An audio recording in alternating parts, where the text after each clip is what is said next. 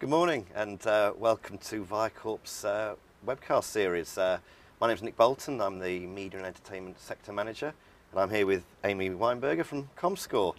And this morning we're going to be talking about online video state of the nation. It's Christmas, it's the end of the year, and there's lots of best of lists out there. Well, we're not going to do a best of list of online video, but what we are going to do is just look back over the last year and look at some of the key trends and behaviours that have happened globally and locally here in Australia about the whole of the internet and specifically about video. And then at the end we might just get into our crystal balls and see what we think is going to happen next year and in the few years ahead. We would love your feedback, so there is a ask a question button and send us your questions and we'll try and get through to them. We're also using the Viacorp Twitter hashtag as well. There'll be some slides as well. Now they will just automatically switch in front of you, so sit back and enjoy. Amy, welcome. Thank you very much. Now, before we get into the research that you've very kindly put together and are going to show us, I'm going to ask you a question. You've not been living in Australia very long. What's your general perception as a person, as an individual, between what America's like and what Australia's like? I know you're trying to trip me up here, No. but what I will say is I've been here for nearly a year, which has flown by.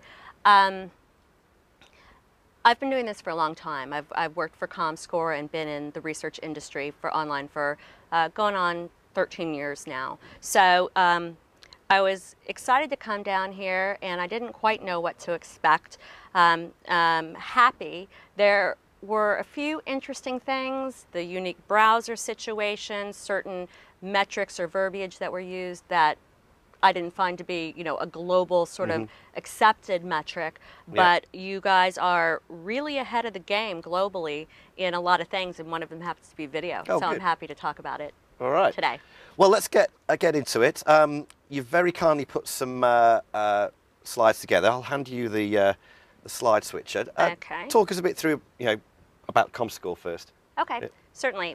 For those of you who may not be as familiar with our company, we are headquartered in the U.S. in Reston, Virginia, but we are a global company. We actually have 32 locations in 23 different countries, but we have data on about 47 or 43 individual markets. It's about to increase next year, and we have panels in 170 countries. So we truly do have global, worldwide data.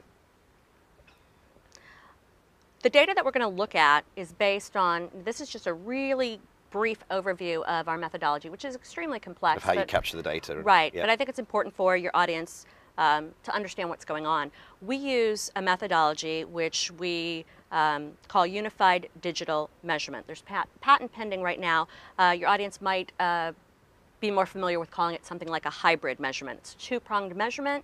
Allows any publisher to tag their pages for free, and we also have a representatively recruited panel online in Australia. We have 30,000 people under measurement, so It's a very large panel. Big sample. Yeah, and we take the best of both pieces, the demographic information, capturing anywhere that somebody comes to a publisher's site online, and we merge the two. And we've had it out for over 2 years in every single market that we report out on. Great, let's have a look. Okay, one last one here. We're going to toot our own little horn a little bit, do a little chest beating here. Good stuff. History of leadership and innovation. We do a lot of things beyond just audience measurement, which is, I think, maybe in this market what we're most known for. But in fact, we do a lot of advertising effectiveness. We do search. We do mobile. We do creative testing. There's a lot of cool things we do. We've won a lot of awards for innovation. And I just want to point out the innovation because one of the things that we take pride in is that we follow the market. We listen to our clients. We receive feedback, and we really try and develop products on the cutting edge before a trend has hit mass, so that we have a good way to measure it. And it's such a fast-moving sector, you've got to be that way. It is constantly in flux. It's true. Okay, that was my bad. I'm getting a little trigger happy with the remote here. Sorry about that. Now we're going to get into just a little bit of data. Great. And the way we're going to kind of flow through this, we're going to look sometimes APAC versus Australia, sometimes globally versus Australia. And we're going to start off with some web visitation. So this is not video specific, it's visitation, who is doing what online.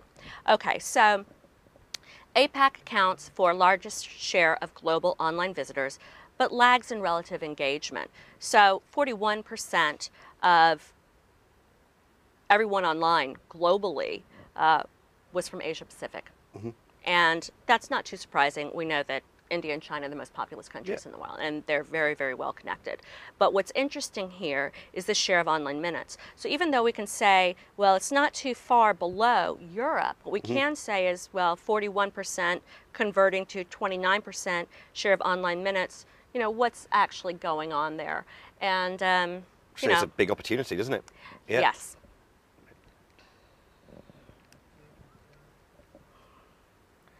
All right, so this slide is showing that social networking has counts the most time, well, a lot of the time on there, 82%. Exactly. Yeah, it's not the most heavily trafficked category, actually, but it does account for the largest amount of time that people are spending online. So this is, again, global data. So this is taking into account all the countries in the world. And the top category by reach of unique visitors, that means how many different people were online each month, is portals. Not too surprising, this is oftentimes what you've got your home page set on when you open your browser. This is your 9 MSN, this is your Yahoo 7. After that, search navigation, which is historically one of the largest, or always the highest trafficked type of content, because people learn to go on the internet to search for information. Right? Okay, so what's interesting here, the next two, entertainment and then social networking. So we can see the internet evolving from information and news to a medium of entertainment and keeping in touch. So that's what I think is interesting here. Great. So let's get into our average online Australian internet person. These are all averaged out. So keep that in mind. You might have somebody who's a heavy user, somebody who's a very light user. We're averaging them out. So today's online user in Australia, and this is based on October 2011 data, averaged 20.5 hours online in October. That's a nice chunk of time. Consumed more than 800 pages of content apiece. Performed 152 search queries on average. So 5 a day? Correct. Math is working. You should be in statistics. Spent nearly 5 hours on social networking sites and watched 13.5 hours of online video. So this is what I think is compelling about this story, and I've watched this statistic since I've been here, and it is growing, which we'll talk about in a moment. But basically what we can say is if the average person in Australia was online for 20.5 hours, and 13.5 hours of that time was spent streaming something, 2/3 of their time is spent watching something online, and that makes it extremely important and compelling medium. And it shows that it's becoming more longer form content as well. As a result. Absolutely, that's something we're going to talk about. Social networking, we all know that it's a phenomenon that's not going away. Social networking accounts for 1 in every 5 online minutes in Australia. So just saying, you know, duration and share of that. 5.3% of total internet traffic originates from non-computer devices in Australia. So this is something that the market is extremely interested in globally, but I've noticed Australia in particular. We want to understand now that there's a penetration of smartphone, of tablets, of, you know, whatever else, whatever other device. Internet-connected devices. Exactly. Where's the traffic coming from? You know, what should our strategy be in working with these different mediums or these different devices? So this is what we've got: share of traffic across, you know, various countries in the world of non-computer devices for, you know, our selected markets here. So Singapore leads with 7.2% originating from non-computer devices, and then we go to United Kingdom, U.S., Japan, are these and top Australia. 10, or is it just a? It's you know, this is essentially, I can't eyeball that, but I think that looks like 10, so I'll go with 10. So Australia right now is at a 5.3% penetration, which might sound sort of low to some of you, But let's just say, you know what, I'm in this industry, I don't have a tablet yet. Yeah. I want one. Look, they're not Mom, been around long. for Christmas. Yeah, right. So it's just constantly growing, right? And Singapore, truly, I think, you know, I was trying to think about why it might be at the top, and I really think it's probably because it's such a metropolitan business area for Asia, and probably, you know, people just have all their smartphones with them and their tablets, they're traveling and they're doing business. It's a gateway, isn't it? So it certainly is, yes. So speaking about tablets, and your little tablet right there, tablets are driving 30% of non-computer traffic. So first we went from how much is, you know, non-computer traffic to how much is of these devices actually are tablets. Now if you think about this, the penetration of tablet, I mean, people buying tablets hasn't been around for that Still early long. days. Yep. Very, very early days. So we can already say a third of every sort of connected device is coming from tablets, and we only expect that to grow. But what you can see here is that Australia, you know, is right up there with the share of, I guess, you know, tablet usage. The only two higher, again, Singapore, we talked about that, and Canada.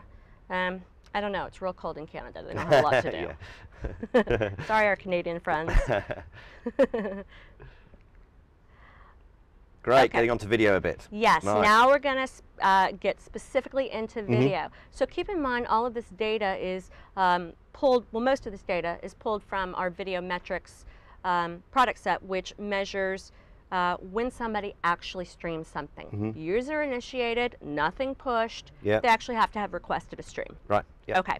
So our top 5 global video properties, again, globally, we're looking at by total amount of videos viewed, not reach. And this is in the billions. Google Sites by far. Now, for those of you who are not so familiar with the ways that we aggregate our data, this is an overall property, Google Sites, which here in the video sector is driven by their ownership of YouTube, right? But it also might include streams that might happen on, you know, Google's social networking platform or anything like that. Right. What's interesting here is that 2 of these top 5 are you familiar with them? No, I'm not. Okay, no, they're China-based sites. One is I think they both are. There's some gaming involved there, but China's obviously a very populous country, has, you know, many, many people connected, so that can be kind of surprising. I'm going to go check those out. Exactly. Although I think that you might have to use the page that's translated. Yes. Okay, so now we're going to get to Australia specifically, and Australia actually falls outside of the most engaged globally in the video markets. And this gets to part of the story that I want to press home here. We have a nice reach here. We have a lot of people that go online and stream. The amount of time online for Australians, a huge chunk, as we saw, is spent streaming. However, when we look globally, we look at, you know, videos per viewer. So this is, you know, how engaged they are. Really, one of the measures of how engaged they are. We see that, you know, Australia averages 145 videos per viewer, puts it, you know, below some of those ones that you might be somewhat surprised at. Yep. Turkey's up there. Canada's #1, so obviously they are staying inside, aren't they? They are. Long, long winters there. Selected markets by video viewing penetration. So this is, you know, what % of everyone online in our selected countries here are streaming. So Australians' web population, and keep in mind, this is based on people 15 years old and older. Okay. So if we were to go younger on that, I think there might be a, you know, be a bit higher. Yeah, just because young people tend to stream quite a bit. So, all right, let's move on. Okay, now here's our important piece, and I'm sure you're very excited about this. Australian online video usage is growing extremely quickly, right? So this is some year-over-year comparisons. October 2010 versus October 2011, the average hours per viewer in Australia went from 7.7 hours on average in a month to 13.5. So we've nearly doubled here. you know, and I think the trend's just going to go upward. So average videos per viewer as well. We just saw that maybe, you know, Australia is not up in the top 10 of actual videos per viewer, but look at the growth here. Yeah, and I think, you know, a lot of that is down to, you know, the improved internet infrastructure in this country. It's come on leaps and bounds in the well, I'm going to take your word on that, because, you know, if that's what's happening, I think this data can be really compelling. Yep. All right, so let's have a look at this slide on total viewing minutes. Okay, so this is what I think is a very interesting story. This is a trend. This is what we saw in the U.S. and, you know, I'm sure it's moving to most countries, especially with your point about the infrastructure. Okay, so what we're seeing is the shift to long-form TV content moving online rather than just short-form content. So difference here might be you watch a clip on YouTube, or you watch, you know, the slide 5 on, you know, online. So that's driving our duration, no question. So we can see here with our stats, while we only had a 10% increase in, you know, people who started streaming, we have a 92% increase in total online video minutes. So our duration, that means our same people are accounting for, they're spending more time on there. It's not just more people. Now, the good news that people are moving from short form to long form is great, but there's a question that's been sent in from Andrew, which is interesting. You know, we've all got our monthly limits and of bandwidth, and he says, is the amount of time for Australians have anything to do with the capped internet plans, unlike Europe and US that have unlimited connections? You know, Andrew, you are a very, very bright dude. I don't know. That's a very interesting question. I frankly had not thought about that, but that is, you know, that's why we like to hear from the viewers, because sometimes, you know, you can help us make some of these connections. That could be the case. Look, I mean, we get it asked by our clients, and you know, internet is getting better quality, it's getting ubiquitous, it's getting cheaper, you're getting more, it's only going to get better. So I think the stats are going to get even better as people don't even think about how much they are spending by watching a movie online. I hope so, and I think that the reason that this shift from short form to long form is happening is because, you know, quickly the technology is getting better. People are letting go of their tight grip on their copyright laws, and they're really realizing that they can get additional viewers by making this content available online, or that they can, after showing something on television, they can then say, you know, for a week, if you miss this episode, get it online.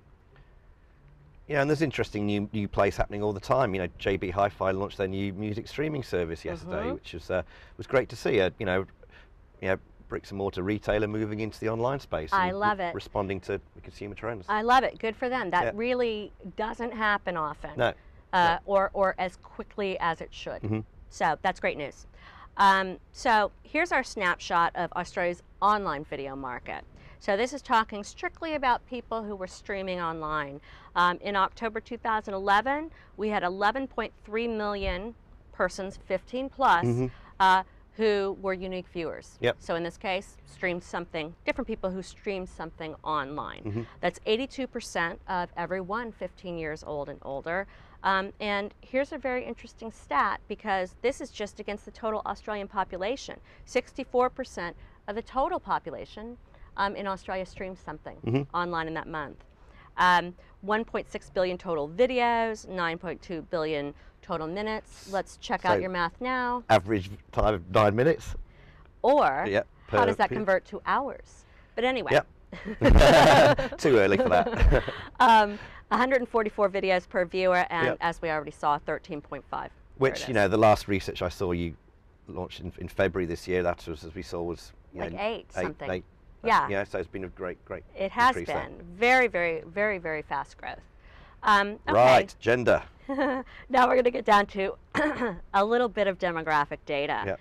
So we've got our standard male in blue, female in pink. Note the pink shoes. All right, so and the blue shirt. Exactly. So males in Australia, well, what's interesting here is the split up of streamers demographically is pretty close. 52% to 48%, but the duration is heavily skewed towards male, with men spending, 66% of share of the viewing minutes and females with 34%. So, you can take a guess at why that might be happening. I can take a guess about why men are spending more time online, but let's just go with the ever popular, I'll just say maybe a little bit of sport. Yes, absolutely. I won't be too controversial. And in terms of ages, I mean, it's no real surprise there that the 25 to 30, 25 to 34 is higher than 15 to 24. Yeah. Which is interesting. It's not so much I mean, if we, it'll be interesting. I don't have the, census data of the Australian population, but it'd be interesting to understand how the census population of just the Australian population breaks out. But yeah, it's very, very interesting. Obviously gets a little bit lower as you get to 55 plus, but I was just going to say that. It's still a nice chunk. Go 55 plus. That's right, yeah. Now, a good question's coming from Nigel, who says, what's the experience of numbers of those viewing a live event versus those of viewing archived events or recorded videos? In our experience, we tend to find a 1-to-4 ratio. For every one person that watches this live, we'll have 4 people watch the on-demand in the first 3 months. Then it does tend to tail off, and you just keep it up for general long tail. If it's B2B, then the numbers might be in the hundreds or early thousands. But when we get into the consumer space, especially some of the work we've been doing with YouTube, for example, Symphony, the YouTube Symphony, had 30 million views in 3 hours, and 1.8 million of those on the smartphone, which was an incredible number. And little plug, we've got another webcast on at 11 o'clock today on multi-channel and multi-device delivery, where we've got Felicity from YouTube coming in to talk about those case studies. So thanks for that question, Nigel. Thanks, Nigel. Okay, so now we're going to get into some of the actual companies who are driving the video. The top online video destinations in Australia, 1 through 10, YouTube. Obviously 10 million, not too surprising, but I know that you had a couple of questions on some of the ones that were appearing here, and actually I've received one of these questions before, so let me just clarify here. Number 2 and number 3, Juiced and Vivo. Juiced is Adconian's video business, right? So what's different here is that Juiced has tagged their actual ads. So even though it may not be them generating video content, it's just showing how many streamers they actually reached with their ads. Yeah, sure. So quite a few, quite a large reach. And Vivo, for some of you, specifically, you know who you are,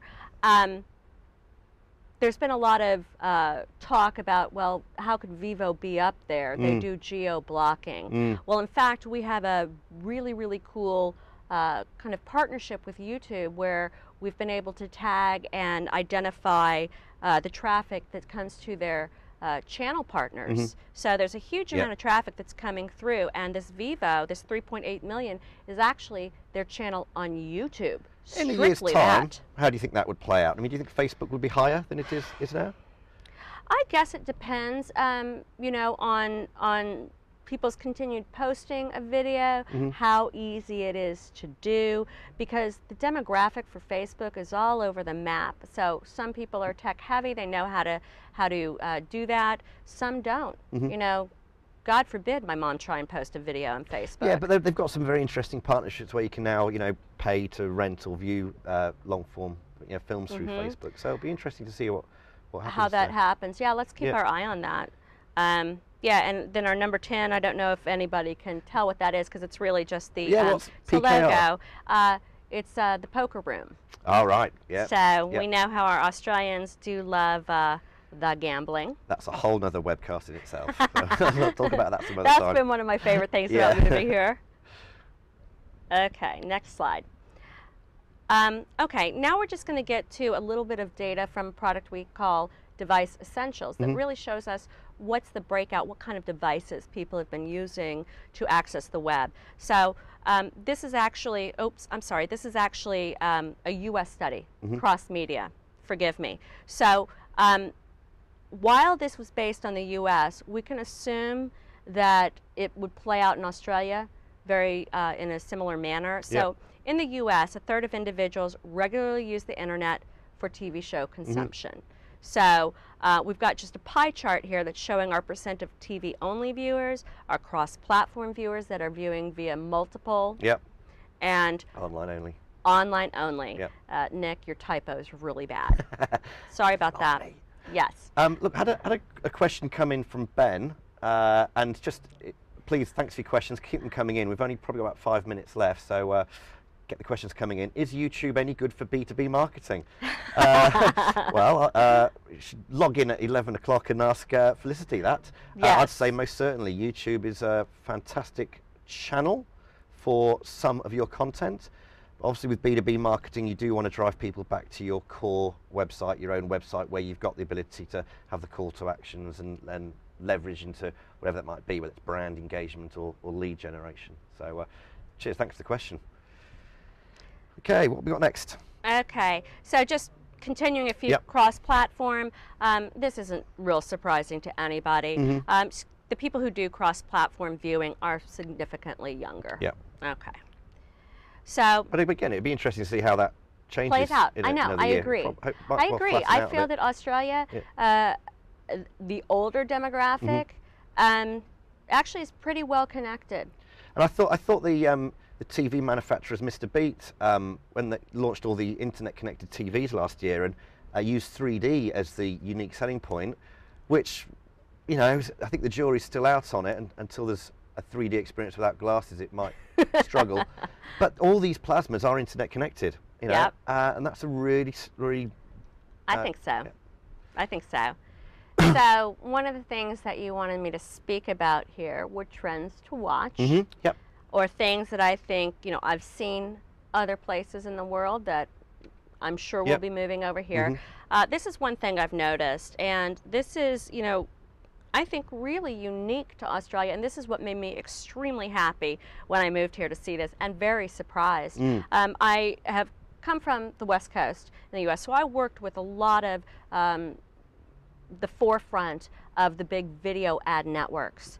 And what's happened here is that it looks like in Australia you've got a bunch of local video ad network startups, and I would say that you are way ahead of the curve globally in jumping on this, and I love it. I think it's a great business. What's happening here is a lot of these video ad networks started in the US. They focused only on the US audience, but as we already spoke about, 2/3 of, you know, traffic to streaming sites is coming internationally. At least I thought I mentioned that. So the important part here is to be able to say, how do we monetize that? So a lot of the local companies have said, you know what, let us help you monetize that. And I think, you know, I think they're very smart for doing so. Yeah, monetization I think is going to be a big trend for next year ahead.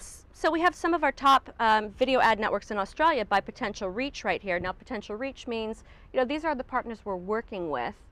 How many can we potentially reach? How many will potentially watch a video? And we can say, all right, all of these partners, aggregate them together, unduplicate them, and they are X amount of viewers. And this has been sort of a controversial metric. It's very, very large. But the idea here is, and I think it's very important, is that we need to drive some of the TV advertising to online video. And sometimes if you don't show them the potential to reach a viewer, they might not get it. So this is just, you know, top video ad networks in Australia and by the US. And what I think is very interesting here, we've got a lot of, and some that are not listed right now, but we've got, you know, obviously the video network, we have Vino, we have VidID, we have Volt, you know, a lot coming around. There's a lot of them, aren't there? Be interesting to see if there's much consolidation in the year ahead. It's very interesting, and they each have to have their own value add. And I saw this back in the day in maybe 2003 when this was traditional ad networks, and there was an influx of them. So it'll be interesting to see, you know, what works. Look, thank you for that. Fascinating stuff. We've had a question from Andrew who says, I may have missed this, but do we have any stats on the percentage of Australians uploading to just consuming video? we've not touched on it, and I don't know the answer to that. So we're asking if somebody, well, uploading or downloading, meaning something rather than just streaming straight from a site. Is that what we're asking? Yeah, I mean, I guess, you know, most Australians would upload content to Facebook or YouTube. Oh, so I think, you know, so I think it would be a question for Felicity this afternoon. Yeah. At 11 o'clock rather. I don't know. Good question. Don't know if anybody out there in the audience knows, has any thoughts on that. Please send your comments in and get some debate going. Look, we're going to wrap things up. I just wanted to finish with a couple of slides and show how here at Vicorp we are helping content going onto multiple channels and multiple devices. This is a diagram that we've been using for a long time, but it basically shows how our online video platform is the glue between video content creation on the left-hand side and distribution on the right-hand side. And you know, one of the things we've had to adapt as a business is in response to these consumer trends and behaviors is the ability to reach audiences across multiple devices. So the slide you can see here was a photo I took when we did Splendour in the Grass streaming live into the YouTube Virgin Mobile website, which we're going to touch on at 11 o'clock. But it's quite interesting. You can see the Mac at the back has a very clear picture. The iPad at the front is about a second behind, and the mobile phone is a few seconds further behind, because we had to encode into different formats for different devices at different bit rates. Obviously you can get a much higher bit rate on the Mac as opposed to on the mobile. So these are all challenges that we all face in trying to get content onto multiple devices. However, what it does allow is you'd be able to stream the same content through multiple channels. And we're seeing a lot of, one of the big trends we're seeing is syndication of content from one place to other places. A great example is the Vivid Festival that we did for the Sydney Opera House. Fantastic event that ran for a couple of weeks. And did you see the lighting of the sails? Yes, I did. A beautiful piece of projection mapping by the Super Bien guys from France. And what we did every night there was we live streamed it from 6 p.m. to 12 p.m. into YouTube, into the Sydney Opera House site, into the app. And what a lot of people didn't realise was that the projections were accompanied by music. Yes. So if you were down there in Circular Quay, you could go into the app and then you could listen to the music as well. So it's just a really good, interesting example of you know, syndicating content across multiple channels to get more eyeballs and hence more monetization possibilities. And we do similar things with the TEDx conferences and things like that. Facebook is another channel that we're seeing a lot of content being syndicated into, especially live streaming. Done some really interesting stuff for Vodafone and Sony, and the NRMA challenge recently where 10 people were stuck in this this tent in Martin Place for 3 days and had to keep their hand on the on their car for all that time and given challenges, which was quite interesting. So I just wanted to show a few practical examples that how our clients have reacted to the trends and behaviours that you're showing, and it's just going to be very interesting to see what happens in the future. It's true, and I think one of the, you know, just to kind of real quickly, one of the questions that still remains is, you know, there's a lot of talk, there's a lot of hype about how successful video is, and, you know, it is still the Wild West. And, you know, God bless the people who wrangle that, because you know, it is constantly changing. But I will say one of the things that we're looking into now, we have an event in February, but one of the things that we want to do is present a case study. We're going to look at advertising effectiveness across the length of a campaign, and we're going to look at the banner part of it, the banner advertising online, and the video advertising online. And we're going to see if together, if they did increase reach, or if strictly video advertising alone would be enough. So we'll hopefully be able to check with advertising effectiveness to see what's going on. Well, we'll have to do this event again in a year's time, I think, and see how we're going. Yes. My top tip for next year would be pay-per-view or subscription-based purchasing of content. We've seen the Australian already do it in the last couple of months, and I think that was a very brave move and one that will be replicated across lots of different publishers on the internet. Amy, thank you so much for your time. Thank you for having me. Ridiculously quickly. We're getting timeout signals from the crew behind us, so we could easily prattle on for another few hours easily, I think. Yeah. It's been fascinating seeing these statistics, which are really fresh, October 2011, and I hope it's given you all an insight into some of the trends and behaviours that is happening in Australia and helps you plan for the year ahead. On behalf of all the crew here at Vicorp, thank you for attending. We'll have this webcast up on demand, hopefully by the end of the day. Might be tomorrow, we'll see how we go, and you can watch it again there, and we'll email you those details. So for now, thank you. Thanks, everyone.